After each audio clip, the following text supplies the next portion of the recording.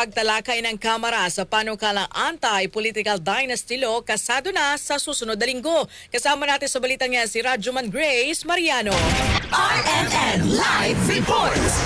Kasado na nga sa January 27 ang unang pagdinig ng House Committee on Suffrage and Electoral Reforms kaugnay sa panukalang anti-political dynasty law. Inihayag yan ni Lano del Sur 1st District Representative Zia Alonto Adjong na siya nga chairman ng nasabing komite. Ayon kay Adjong, nasa 14 ang mga nakahaing panukalang batas sa Kamara patungkol sa pagbibigay ng kahulugan sa political dynasty at sa pagbabawal nito. Naurong ang mga pagdinig ng komite hinggil dito noong nakaraang taon dahil binigyang prioridad ang pagtalakay at pagpasa sa 2026 national budget.